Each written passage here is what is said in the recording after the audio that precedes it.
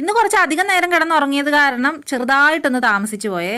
പെട്ടെന്നൊന്ന് ഫ്രഷ് ആയിട്ട് അടുക്കളയിലേക്ക് ഓടിപ്പാഞ്ഞു വന്നു. ഇടിയപ്പം കടലക്കറിയായിരുന്നു മെനുവിലുണ്ടായിരുന്നത്. പക്ഷെ ഇന്നലെ രാത്രി കടല വെള്ളത്തിലിടാൻ മറന്നുപോയി. അത് കാരണം കടലക്കറി ചെറുതായിട്ടൊന്ന് കിഴങ്ങറിയിലേക്ക് ഷിഫ്റ്റ് ചെയ്തേ. ഇടിയപ്പം ഉണ്ടാക്കാന്ന് വിചാരിച്ച ആദ്യം തന്നെ ആ ഇടിയപ്പത്തിന്റെ പൊടിയിലേക്ക് ഉപ്പും വെളിച്ചെണ്ണയും ചൂടുവെള്ളവും കൂടി ഒഴിച്ച് നല്ലപോലെ സ്പൂൺ വെച്ചിട്ടൊന്ന് കുഴച്ചു.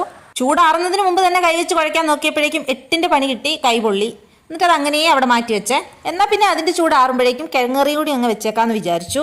അതിനായിട്ട് ഉരുളക്കിഴങ്ങും സവോളയും ക്യാരറ്റും പച്ചമുളകും മഞ്ഞപ്പൊടിയും ഉപ്പും കൂടി ഇട്ടിട്ട് ആവശ്യത്തിന് വെള്ളവും കൂടി ഒഴിച്ച് കുക്കറിനകത്ത് ഒരു 2 വിസിൽ വരുന്നത് വരെ അടച്ചു വെച്ച് വേവിക്കണം. ചപ്പാത്തിക്കും ഇടിയപ്പത്തിനും അപ്പത്തിനും ഒക്കെ ഞാൻ അധികം ഉണ്ടാക്കുന്നത് ഈ കിഴങ്ങറിയാണ്.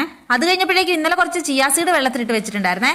അത് കുടിച്ചു തീർക്കാന്ന് വിചാരിച്ച് അതെടുത്ത് കഴിഞ്ഞപ്പോഴേക്കും മുഴുവൻ കുടിക്കാനായിട്ട് പറ്റിയില്ല. പകുതി ഞാൻ ലിജേഷേട്ടനെ കൊണ്ട് കുടിപ്പിച്ചു. 2 വിസിലിൽ തന്നെ കിഴങ്ങൊക്കെ വെന്ത് വന്നിട്ടുണ്ടായിരുന്നേ. അതിലെ വെള്ളമൊക്കെ മാറ്റിക്കളഞ്ഞ് ഞാനത് നല്ലപോലെ ഉടച്ചെടുത്തിട്ട് കുറച്ച് തേങ്ങാപ്പാൽ ചേർത്ത് കൊടുത്തേ.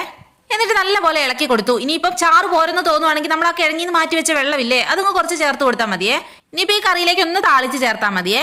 അതിനായിട്ട് വെളിച്ചെണ്ണ ഒഴിച്ച് ചൂടാക്കി കടുക് പൊട്ടിച്ച് വറ്റൽമുളകും പൊട്ടിച്ച് കറിവേപ്പിലയും കൂടി ഇട്ട് അതിലേക്ക് അങ്ങ് താളിച്ച് ചേർത്തു. കിഴങ്ങറിയുടെ പരിപാടി അവിടെ കഴിഞ്ഞേ. ഇനി നമുക്ക് ഇടിയപ്പം ഉണ്ടാക്കണം.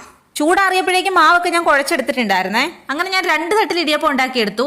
ഈ ഇടിയപ്പം ഉണ്ടാക്കൽ അത്ര സുഖമുള്ള പരിപാടിയൊന്നുമല്ല, എന്നാലും മക്കൾക്ക് ഇഷ്ടമാണല്ലോ എന്ന് ഓർത്ത് ഞാനതങ്ങ് ഉണ്ടാക്കും ഇടയ്ക്കിടയ്ക്ക്. അങ്ങനെ അതങ്ങ് വേവിക്കാൻ വെച്ചു.